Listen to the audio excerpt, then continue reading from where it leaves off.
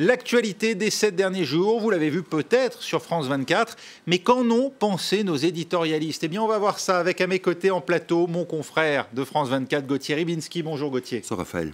Avec également parmi nous Ziad Limam, directeur d'Afrique Magazine. Bonjour Ziad. Bonsoir à tous. Et avec Jean-Christophe Ploquin, rédacteur en chef et éditorialiste à La Croix, partenaire d'une semaine dans le monde. Bonjour Jean-Christophe. Bonjour Raphaël, bonjour à tous. Et cette semaine a permis de voir les choses se préciser dans la course au vaccin et aux vaccinés, alors que les labos font assaut de volontarisme et en sont déjà pour certains à demander leur autorisation de mise sur le marché. Le Royaume-Uni prend de court ses partenaires européens et annonce le premier une campagne de vaccination dès la semaine prochaine. Écoutez, Boris Johnson.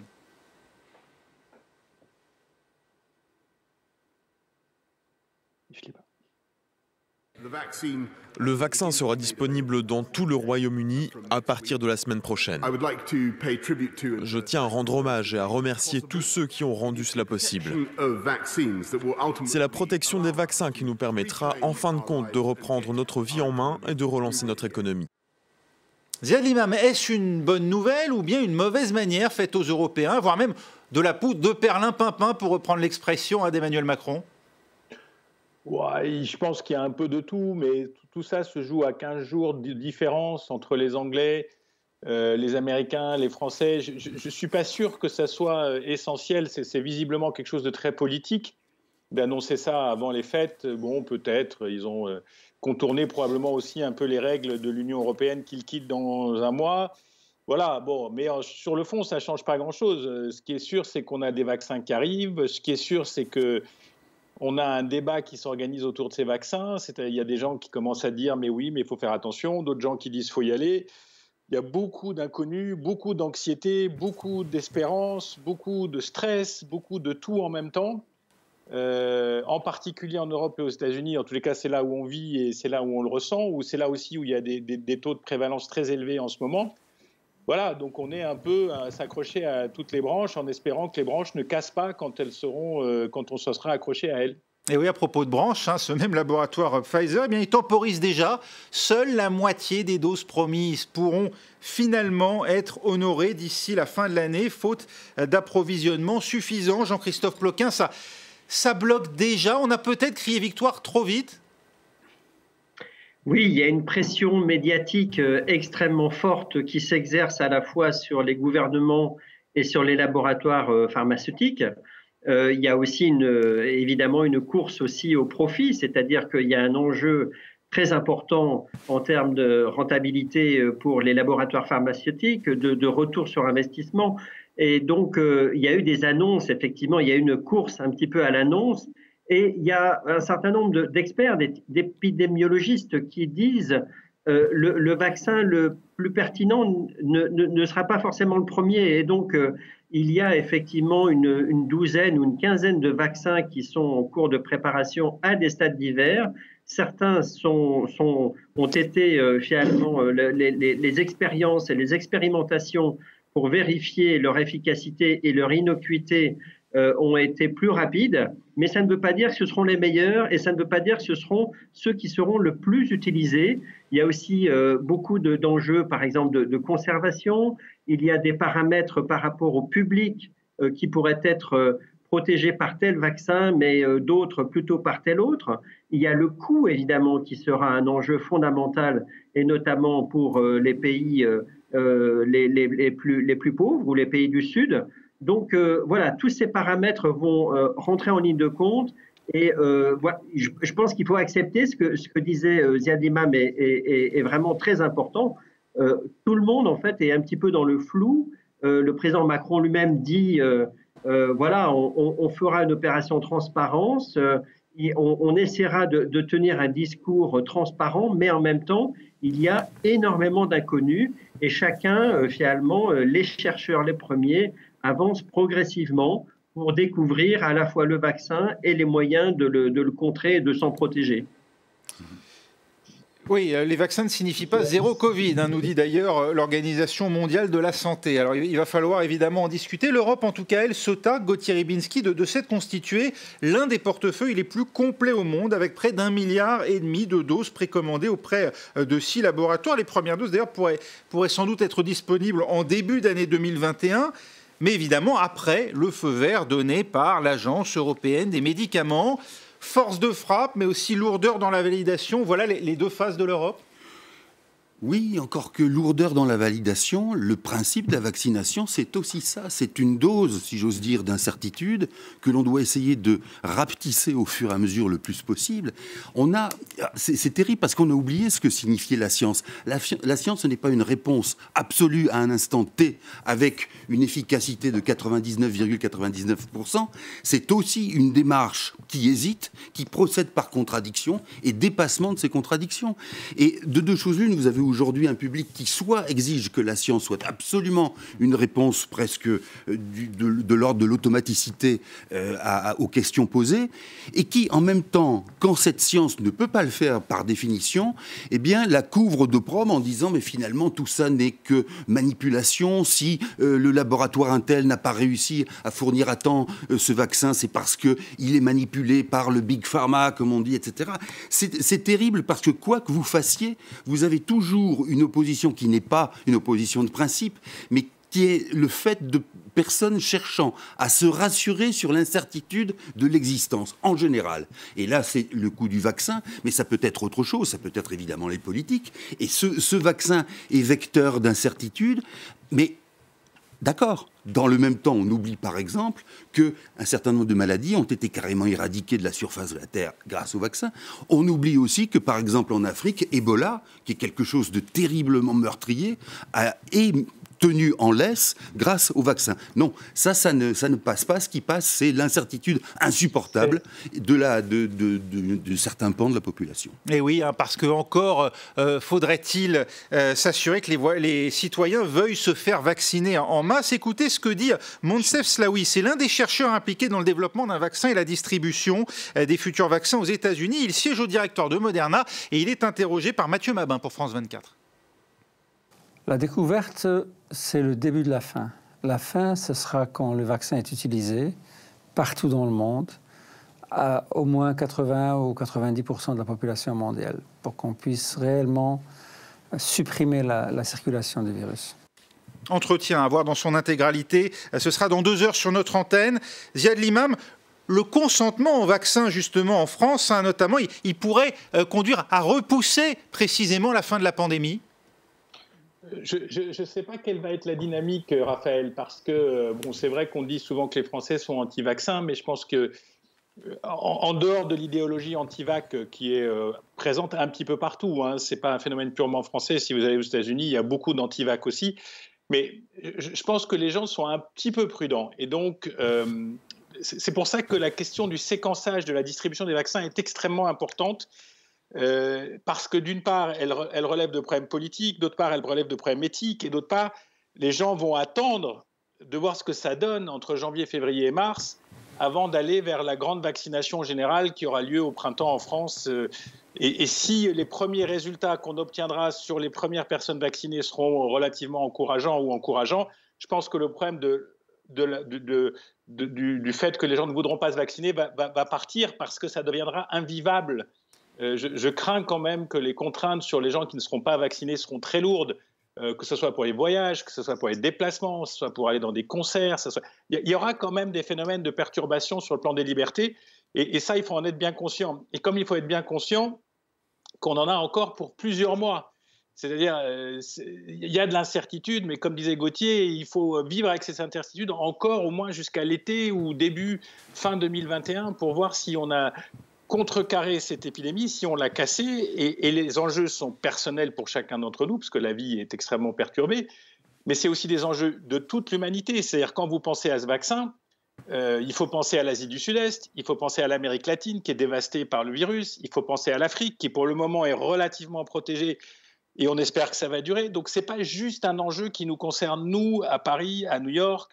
Il faut se demander ce qui se passe en Chine. Ils sont en train de vacciner probablement à très grande échelle avec leur vaccin. Donc tout ça, c'est des phénomènes d'une ampleur extraordinaire, ça nous dépasse. Et en même temps, peut-être que ça nous rapproche. Je ne sais pas si ma poésie du vendredi soir est compréhensible, mais peut-être que cet enjeu, cette difficulté nous rapproche tous parce que nous voilà accrochés à des petites fioles de vaccins pour sortir de cette crise. Vous évoquiez la Chine à l'instant, Ziad Limam. On a quand même appris que des cohortes assez importantes de Chinois ont été vaccinés de force à des vaccins encore au stade expérimental. Est-ce qu'on a raison, nous, au contraire, ici en France, de rendre le vaccin certes gratuit, mais pas obligatoire ? On ne peut pas forcer les gens à se vacciner. On est quand même en démocratie. Mais comme je vous le disais, je pense que les contraintes qui seront générées par le Covid vont faire que les gens vont se vacciner.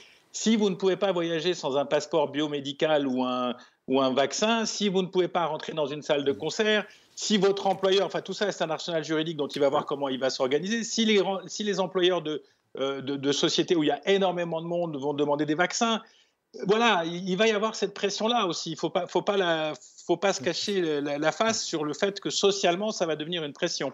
Jean-Christophe Ploquin, lorsque Yannick Jadot, un dirigeant politique qui est quand même loin d'être un dangereux fasciste, lui se prononce en faveur de la vaccination obligatoire, vous pensez qu'il a raison ou au contraire qu'il a parlé trop vite ? Je crois qu'il a sans doute parlé un petit peu trop vite. Je pense qu'effectivement, nous ne sommes pas dans un pays où la puissance publique, où l'État, comme ça, pourrait décider une vaccination totale. Et le président de la République, d'ailleurs, Emmanuel Macron, a expliqué que ce ne serait pas le cas. Et je pense qu'il faut aussi jouer sur l'intelligence collective de la population. Je pense qu'il y a une majorité de Français qui est d'accord pour se faire vacciner d'après les sondages. Ça dépend lesquels.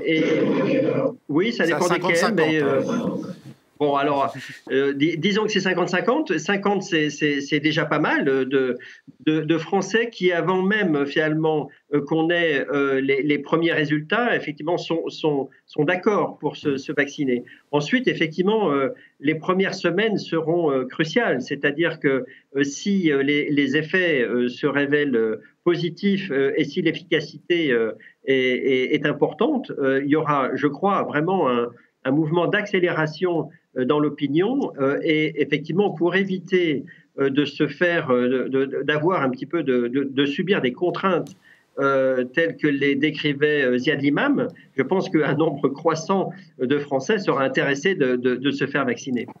Gauthier, mais voilà, il vaut mieux partir sur une démarche volontaire avec beaucoup d'explications et peut-être effectivement des pressions, mais des pressions indirectes.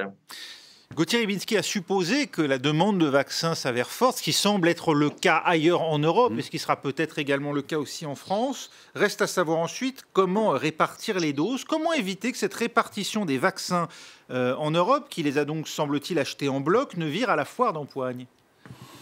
Je ne sais pas. Je crois qu'il y a...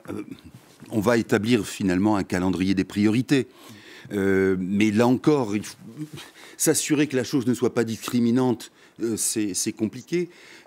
On revient à la question que vous posiez sur le caractère obligatoire ou non du vaccin. Est-ce qu'il s'agit d'employer des méthodes autoritaires pour faire vacciner et pour contraindre d'autres qui seraient pressés à attendre que leur tour arrive? Moi, je crois qu'il y a eu d'abord... je suis d'accord avec ça. C'est optimiste et c'est beau de dire que la France ne veut pas user de manière coercitive. Mais la vaccination obligatoire pour les enfants, par exemple, ça a permis à des générations et des générations, dont les nôtres, de grandir sans pépins médicaux sur certaines souches très précises. Et là, personne ne s'est posé la question. Alors, je pense que quand... Et d'éradiquer, le rubéole, etc. Oui. Bon.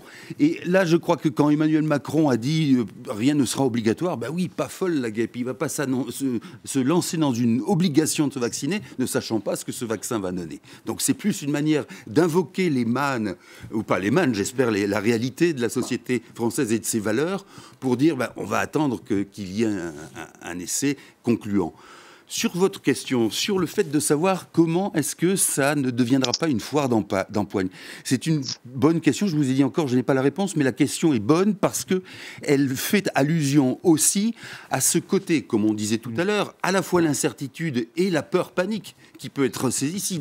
Si on a la preuve que ce vaccin est un vaccin efficace, alors à ce moment-là, effectivement, on pouvait déclencher un mouvement de population absolument effarant, avec une exigence individuelle et individualiste très forte. Je veux être vacciné d'abord. Donc là, il est sûr que sur un plan administratif, presque, il faut établir un calendrier de vaccination. Comment éviter précisément, Ziad Limam, que dans un pays qui a connu la pénurie des masques, puis l'engorgement des centres de tests, eh bien, on ne voit demain des files d'attente se former dans les rues pour la vaccination?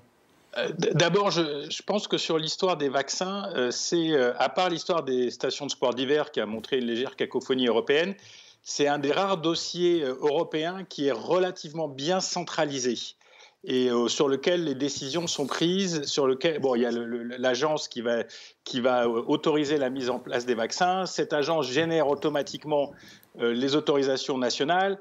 On parle beaucoup de bureaucratie, mais quand même, je veux dire, on a les stocks, les États ont fonctionné ensemble, etc. La deuxième chose, c'est que chaque pays va probablement prendre des décisions d'ordre. C'est-à-dire, en France, on a dit, on va vacciner tous les gens qui sont dans les EHPAD. Ça a gêné sur les gens âgés qui vivent à domicile. Ce débat est ouvert. Est-ce qu'on va le régler? Est-ce qu'on ne va pas le régler? On va voir. C'est pas sûr que tous les pays prennent cet ordre-là. Mais je pense quand même qu'il y a une forme d'organisation qui est d'ailleurs vitale et nécessaire. Ce qui est plus inquiétant, c'est qu'à l'époque où on vit, le dark web, etc., il peut y avoir un trafic, il peut y avoir un marché noir, il peut y avoir des gens qui essaient de doubler la file s'ils sont persuadés par le vaccin, etc. Mais je pense quand même que l'enjeu est tel que les États, en particulier en Europe, sont très organisés sur l'approvisionnement et sur la répartition. Encore une fois, ils prennent des décisions à la date d'aujourd'hui. Si dans un mois ou dans un mois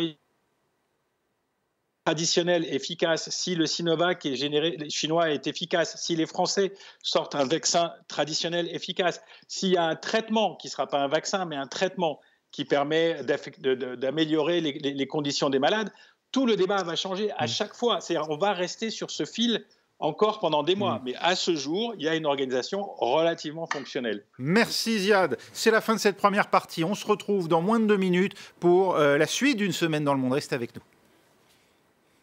L'actualité internationale des 7 derniers jours, c'est une semaine dans le monde. Deuxième partie avec toujours ici même à mes côtés mon confrère de France 24, Gauthier Ribinski, avec également Ziad Limam d'Afrique Magazine et avec Jean-Christophe Ploquin de La Croix.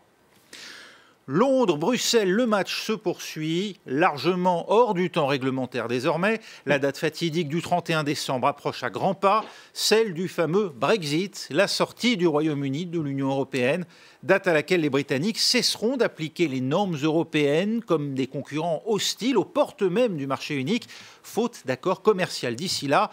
Et on en est loin. Les deux équipes de négociateurs achèvent cette semaine sur un nouveau constat de désaccord. Écoutez le président du Conseil européen, Charles Michel, soucieux de présenter un front uni des 27 face aux Britanniques. Nous allons tenir bon jusqu'au dernier moment, jusqu'à la dernière seconde de ce processus pour garantir l'unité entre nous. Et c'est en cela que je me suis permis de suggérer qu'on veille bien dans les derniers jours à continuer à tenir cet effort d'information, de transparence pour garantir l'unité entre nous. Jean-Christophe Ploquin, s'agit-il une fois de plus d'un poker menteur entre des négociateurs madrés soucieux d'obtenir le maximum pour leurs intérêts propres, ou bien une réelle impossibilité à faire des compromis sur des questions existentielles?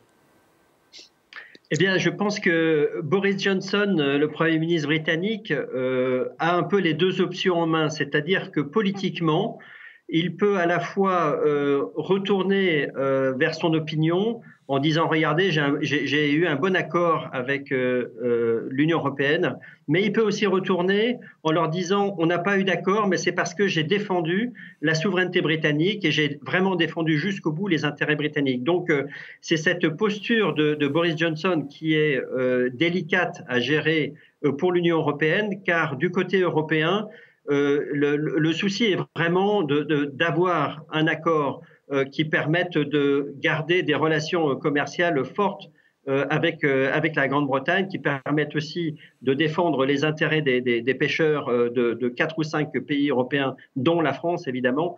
Et donc, et en Europe, ce serait très difficile, même pour la France, qui aime bien parfois jouer un peu un rôle en solitaire, mais ce serait quand même très difficile de porter la responsabilité de l'échec d'un accord, de poser un veto, comme l'a dit cet après-midi Clément Beaune, le secrétaire d'État aux Affaires européennes. C'est un scénario qu'il a évoqué. Donc, je pense que les négociations sont difficiles parce que les Britanniques ont vraiment eu cette stratégie de faire traîner les négociations, de les faire durer le plus longtemps possible, jusqu'à ce que, effectivement, l'unité européenne, qui a été très forte jusque-là, puisse être fissurée finalement par ces négociateurs. Et donc, c'est un peu tout l'enjeu aujourd'hui, c'est que certains pays comme la France ne veulent pas d'un accord à minima, ils veulent vraiment qu'il y ait un package qui soit pertinent pour les Français, mais aussi pour l'Europe, et alors que la Grande-Bretagne, voilà, peut jouer sur les deux tableaux, sur les deux scénarios. Eh bien justement, vous évoquiez le secrétaire d'État aux Affaires européennes ici en France, Clément Beaune, on va l'écouter. Il y avait un accord qui n'était pas bon, qui, selon notre évaluation, ne correspondait pas à ses intérêts, eh bien, nous nous y opposerions. Nous l'avons toujours dit. La France, comme tous ses partenaires, a un moyen de veto et nous ferons notre propre évaluation, bien sûr, de ce projet d'accord, s'il existe. C'est normal, nous le devons aux Français, nous le devons à nos pêcheurs et à d'autres secteurs économiques. Mais je veux croire qu'on peut avoir un accord et un bon accord. Brandir la menace d'un veto, Gauthier Rybinski, est-ce la bonne manière de parvenir à un compromis ? Vous avez raison lorsque tout à l'heure vous avez dit, s'agit-il d'un poker menteur entre ceux qui veulent obtenir des avantages et ceux qui considèrent qu'il y a réellement un blocage. C'est de bonne guerre finalement ce qu'est en train de faire l'Europe. Et mettre un veto serait évidemment quelque chose de dramatique. Ça n'inciterait pas à considérer l'avenir de manière constructive ni sereine. Mais c'est vrai qu'il y a parfois, face aux tactiques de Boris Johnson, qui lui-même joue ce veto non seulement en face de sa population, par rapport à sa population, mais presque d'une certaine manière, il se regarde jouer ce rôle parfois de bouffon, en tout cas de puck à l'intelligence particulièrement développée et qui sait manœuvrer. Donc face à cela, il y a, oui, de temps en temps, l'Europe qui pose ses conditions. Probablement aussi parce que, contrairement à ce qu'on dit, cette Europe, même dans ce dossier, n'est pas complètement unie, du moins pas sur les bases, et que de temps en temps, il faut lancer une sorte de slogan, on va dire, pour raffermir les rangs, notamment, par exemple, avec certains pays d'Europe centrale, qui, finalement, sont plutôt admirateurs, parfois, ou admiratifs envers la démarche britannique d'émancipation, ou du moins économique. Donc, cet avertissement sans frais, elle est probablement dans le cadre d'une rhétorique de discussion, de combat. Est-ce que c'est une erreur ? Non, je pense pas. Je pense pas d'abord que les Britanniques la prennent comme étant quelque chose de sérieusement plus nocif ou plus dramatique que cela ne l'est. Et le fait que Clément Beaune, à moins qu'il se fasse taper sur les doigts dès ce soir, mais ait été en quelque sorte autorisé à employer cette expression, prouve que ça n'est pas du tout dans l'esprit européen l'arme nucléaire que l'on emploierait dans le cadre de ces négociations. Avertissement sans frais, Ziad Limam, reste tout de même l'incertitude que font peser ces négociations sur le sort de la relation entre l'Union européenne et le Royaume-Uni. On peut se permettre réellement une crise, un non-accord dans les 3 semaines qui viennent ? Une crise supplémentaire finalement ? D'abord, il ne faut pas l'exclure. Je ne suis pas sûr quand même que la sortie française soit juste un gimmick de négociation. Je pense qu'il s'est passé quelque chose sur les 3-4 derniers jours qui fait que certains en Europe ont peut-être été tentés d'accélérer le mouvement et de signer sur un accord relativement favorable aux Britanniques. Et il ne faut pas oublier que sur la clé pour le... Sur la question de la pêche, on était prêt à concéder cette question de la pêche ? Je pense que les pays... Je ne sais pas s'il n'y a que la pêche. Je pense que la pêche, c'est un élément très important pour les pays de la façade. Mais moi, je pense que la clé essentielle et celle qui est la plus dure à régler, c'est l'intégrité du marché unique. C'est ce qu'on appelle le playing field, le même niveau de jeu. Et c'est ça, je pense, que les Français défendent, je pense que c'est ça que les Hollandais défendent aussi, etc. C'est-à-dire de ne pas permettre aux Britanniques d'avoir un avantage et d'obtenir un accord qui leur permettrait de quitter l'UE et d'en avoir les bénéfices sans en payer le prix. Ça, je pense que c'est très important, et c'est très important pour les Européens, parce que c'est aussi le moyen de tenir l'Union ensemble. Si vous pouvez sortir et que vous avez les mêmes deals et la même facilité à commercer, tout le monde peut sortir à ce moment-là. Ça, je pense que c'est du côté européen. Du côté britannique, je pense que les calculs sont faits et que les Anglais savent qu'ils vont perdre leur chemise dans cette histoire et que maintenant, c'est surréaliste, ils vont payer une facture de dingue et que donc maintenant, tout est politique. C'est-à-dire, soit Boris Johnson arrive à faire tourner ce semi-désastre en victoire politique et il peut choisir n'importe laquelle des deux voies, c'est-à-dire soit l'accord, soit le retrait, mais pour lui, c'est politique. La facture, elle est là. Le coût, il est là. L'économie britannique va prendre une claque, ça c'est clair et net, tous les gens le disent. Et donc, comment politiquement sortir de ça vainqueur? Je pense que c'est la seule chose qui compte pour les conservateurs aujourd'hui, c'est de ne pas sortir battu, politiquement battu pour leur opinion publique intérieure. Et Gauthier Rywinski, à mes côtés, approuvait. Pardon. Oui. Non, j'aurais juste une petite question, si vous me le permettez, à l'endroit de l'imam. Est-ce que, justement, on est frappé par cette course à l'abîme, alors qu'elle soit le fait de Boris Johnson, ça relève peut-être des particularités de sa destinée, mais comment vous voyez-vous ce public britannique qui, ayant été finalement averti et échaudé par le parcours chaotique de ce Brexit, a, semble-t-il, eu l'envie, lui aussi, de foncer à tombeau ouvert vers quelque chose que vous venez de décrire parfaitement? Moi, je pense qu'il y avait deux choses, Gauthier. D'abord, on leur a beaucoup menti. On leur a fait croire aux Britanniques qu'on pouvait quitter l'Union européenne sans acquitter la facture et sans avoir d'inconvénients. Et ça, vous vous rappelez de la campagne, et les gens sont tombés dans le panneau. Et deuxièmement, il y avait une rhétorique populiste très forte qui suivait l'élection de Trump, etc. Et la question de l'immigration, parce que le fond de cette affaire, c'est le contrôle des frontières. Le contrôle des frontières, c'est l'immigration. C'est je ne veux plus de Polonais, d'Italiens, je veux contrôler tout ça. Donc ça, c'est dans l'air du temps, et c'était dans l'air du temps. Mais si on avait donné les vrais enjeux, s'il y avait eu une campagne à peu près normale, peut-être que les choses auraient été différentes. Bon, maintenant, tout ça est plié. Mais ces questions de populisme, de frontières, etc. Vous avez vu, et après je m'arrête parce que je vois que l'heure tourne, vous avez vu M. Ruffin en France demander le retour des frontières. Donc, cette discussion qui s'installe, qui est dramatique. L'Europe, c'est une construction qui a permis une formidable croissance. Qui a permis, je ne sais pas, même des choses comme les projets Erasmus, les échanges, les gens qui se parlent, des pays qui étaient en conflit. Tout ça est quand même très fort. Et si les Anglais veulent le quitter en payant la facture, tant mieux pour eux. Maintenant, s'ils pensent qu'ils vont retrouver Great Britannia et les bateaux qui naviguent aux quatre coins du monde, je pense qu'ils sont partis pour une désillusion intéressante. La France, elle, se met avec une semaine de retard au Black Friday, cette journée de promotion censée permettre d'acheter les cadeaux à l'approche de Noël. Une journée décalée pour permettre aussi au commerce physique de joindre le mouvement initié par les sites de vente en ligne. Une journée, Jean-Christophe Ploquin, qui illustre en creux la difficulté des boutiques, et pas seulement le petit commerce, mais aussi la grande distribution, à suivre désormais la cadence imposée par le boom des ventes à distance durant le confinement.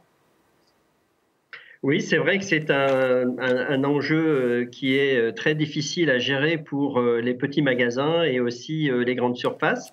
C'est que la vente à distance, évidemment, a profité de la période du confinement, même si des petits commerçants ont développé le fameux click and collect. Leur perte en chiffre d'affaires est vraiment très importante. Donc, est-ce que la relance au-delà du Black Friday, est-ce que dans les prochaines semaines, la fréquentation des petits commerces va se développer?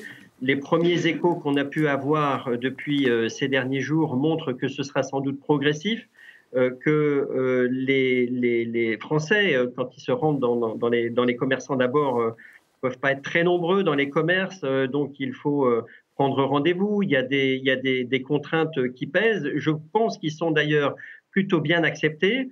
Donc ça ne signifie pas un rejet du petit commerce, et je pense que pour beaucoup, au contraire, il y avait même un désir de montrer une forme de solidarité en allant acheter son sapin de Noël un peu plus tôt et dans le petit commerce d'à côté plutôt que dans la grande surface, ou en allant prendre son rendez-vous chez le coiffeur. Enfin, c'est vraiment des petits faits du quotidien par lequel des Français et des Françaises ont voulu manifester leur solidarité, mais concrètement, ça reste compliqué de se déplacer. Il y a quand même des attestations toujours à avoir sur soi, et il y a toujours, évidemment, cette crainte de la pandémie qui est là.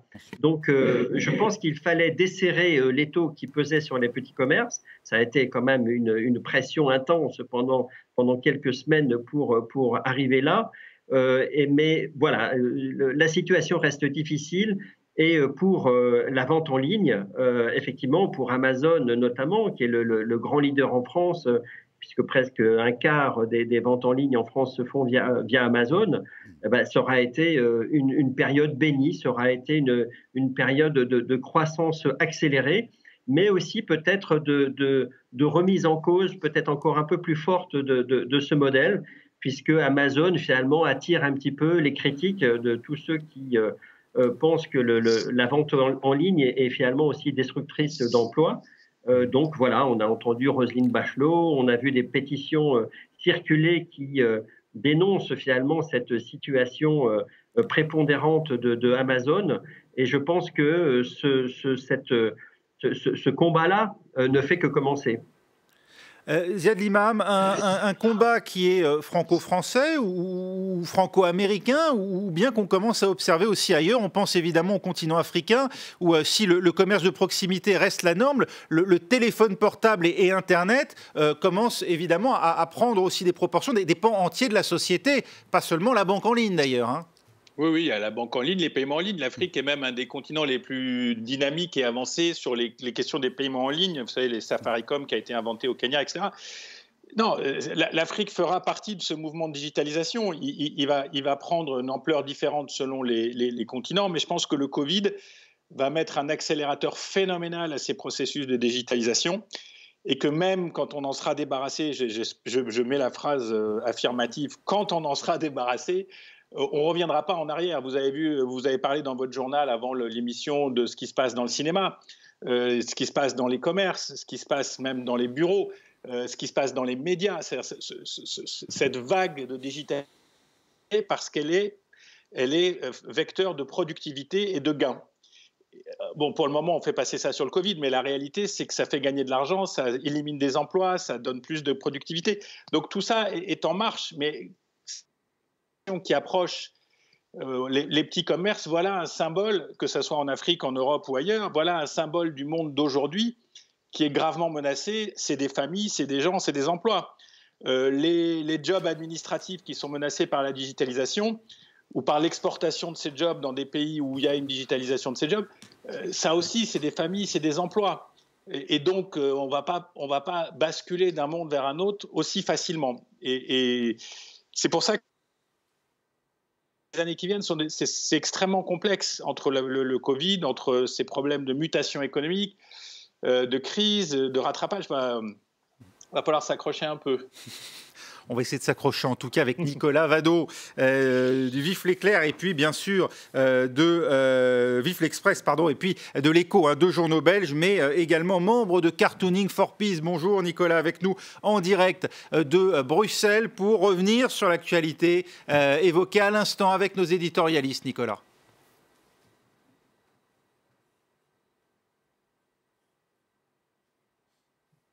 Nicolas Vado, vous nous entendez ? Nicolas, c'est à vous. Oui, je suis là. Bonjour. Bonjour Nicolas, c'est à vous. Les dessins, donc comment les dessinateurs de presse ont vu cette actualité de la semaine. On évoquait à l'instant le Black Friday, mais il y a eu effectivement ces négociations tendues sur le Brexit qui n'en finissent pas. Et puis bien sûr l'attente d'un vaccin face au coronavirus. Eh bien, je vais commencer avec l'attente d'un vaccin sur le coronavirus, avec ce premier dessin de Oussama Hajjaj qui nous vient de Jordanie, Et c'est un dessin qui fait évidemment référence au drapeau américain planté à Iwo Jima. Les dessinateurs de presse utilisent très souvent des images mentales qui parlent à l'inconscient collectif. Tout le monde a en tête cette photo des Américains qui mettaient le drapeau sur Iwo Jima. Et là, évidemment, ce ne sont pas des soldats américains, mais ce sont des soldats contre le coronavirus qui le plantent sur le corona que vous voyez. Alors, l'aiguille est un peu petite par rapport au corona, mais on peut espérer que ça va quand même donner des résultats. Donc, c'est un très beau dessin l'idée a été utilisée par pas mal de dessinateurs, mais je la trouve très pertinente par Osama Hajjaj. Ensuite, on a un dessin de Loïc en Algérie. Le Père Noël est très attendu cette année et évidemment le Père Noël là c'est un infirmier qui va mettre le costume du Père Noël et dans sa hotte il y a évidemment des seringues parce qu'on est un peu quasiment dans la pensée magique, c'est-à-dire qu'on a envie de croire au Père Noël parce que on ne sait pas si le vaccin sera efficace, il y a beaucoup de chances qu'il le soit, mais on a très envie d'y croire comme on avait très envie de croire au Père Noël. Et dans le même ordre d'idée, on a un dessin très drôle de Pierre Kroll en Belgique où là c'est un autre versant de Noël, c'est la crèche. Et vous regardez les trois rois mages qui ont chacun un vaccin de Sanofi, de Pfizer et de Moderna. Et puis on a Marie et Joseph. Alors Joseph, c'est devenu un infirmier qui a non seulement un masque mais une visière, alors que Marie fait un peu moins attention parce qu'elle n'a pas son masque. Jésus, lui, n'a pas de masque du tout, mais il est très content. Et il y a un petit coronavirus qui est derrière dans la crèche et qui attend quand même. Donc c'est un dessin qui est très très drôle et qui convoque évidemment toute l'imagerie qu'il y a autour de Noël pour parler de ce vaccin qui va arriver en principe début janvier, en tout cas chez nous en Belgique, puisqu'en Belgique ce sera à partir du 5 janvier apparemment. Donc voilà ce que je pouvais vous proposer concernant le vaccin par rapport au coronavirus. Maintenant on va passer au Brexit. J'ai deux dessins sur le Brexit. Ellis, qui est un dessinateur italien qui est très très pertinent, je trouve, parce qu'il montre que le Brexit, ça ne se fait pas facilement. C'est-à-dire qu'il y a énormément de régulations qu'il va falloir changer par rapport au Brexit et rien n'est prêt, puisqu'on est à moins d'un mois et on est toujours tout près du no deal. Et même si vous passez outre toutes ces régulations, eh ben, le pauvre Britannique là-haut, il ouvre la porte et il risque de se jeter dans le vide et on ne sait pas ce qui va se passer. Et d'ailleurs, ce qui va se passer, c'est un autre dessinateur qui nous le montre, c'est Swen, qui est un dessinateur suisse. Et là, il nous montre le Britannique qui a tout lâché. Il a lâché sa bouée, ses chaînes, et il y va. Il se jette dans le vide en faisant des doigts d'honneur. On ne sait pas où il va aller. Et ce qui est intéressant, c'est d'imaginer non pas ce que nous vous montrons, mais ce qui va vous être montré juste après, c'est-à-dire qu'il va absolument plonger dans le vide et on ne sait pas si la mer sera profonde, mais je pense qu'elle risque d'être quand même très très profonde. Et d'ailleurs, il y a marqué « bye bye », qui pourrait être presque « farewell », c'est-à-dire « adieu ». Ça, c'est les deux dessins que j'avais à vous montrer sur le Brexit. Et puis, je termine par deux dessins sur le Black Friday. Ça, c'est un dessin que j'ai fait la semaine dernière parce que le Black Friday chez nous en Belgique, c'était la semaine passée. Je voulais montrer que les commerces étant fermés, ils ont rouvert cette semaine chez nous. Ils ont fermé, mais les gens ne s'arrêtent pas de consommer pour autant. Et donc, ce Black Friday avec des magasins fermés et un confinement, bah, ça fait les affaires évidemment de Jeff Bezos, qui est la plus grande fortune mondiale et qui se frotte les mains depuis le début de cette année parce que c'est une des personnes qui a le plus profité des confinements généralisés et donc les gens vont continuer à acheter. Et je termine par un dessin qui va boucler la boucle puisqu'on va parler du Black Friday, mais on va également parler des vaccins, c'est-à-dire le Black Friday pour la course aux vaccins. C'est un dessin très drôle de CAC où on voit tous les dirigeants du monde entier qui tentent d'aller le plus vite possible pour chercher le vaccin. Alors c'est très marrant parce que CAC, en général, il met plein de petits détails. Vous voyez les boutons de manchette de Donald Trump en forme de dollar, par exemple. Et puis, ce qui est intéressant, c'est de voir la vision qu'il a de l'Union européenne à gauche. On voit donc l'Union européenne est représentée par Emmanuel Macron, qui est dans le caddie, sauf que la personne qui tient le caddie, évidemment, et qui donc dirige la manœuvre, c'est bien évidemment Angela Merkel. Donc, en soi, ça dit beaucoup de choses. C'est un dessin très drôle. En plus, il a dessiné un caddie, ce qui est un truc vachement difficile à faire pour un dessinateur. Et c'est très efficace parce que ça mélange deux actualités. C'est une des règles de base du dessin de presse. Vous prenez deux actualités qui n'ont rien à voir, vous les mélangez et ça vous donne une idée. Donc voilà ce que je pouvais vous proposer pour cette semaine par rapport aux dessinateurs de presse sur les thèmes que vous avez évoqués aujourd'hui. Et on aura observé Vladimir Poutine tout près, hein, juste derrière Donald Trump au passage. Absolument. Merci beaucoup Nicolas Vado, merci également à Ziad Limam et à Jean-Christophe Ploquin, et puis à mes côtés bien sûr Gauthier Ribinski de France 24. Restez avec nous, un nouveau journal dans 7 minutes.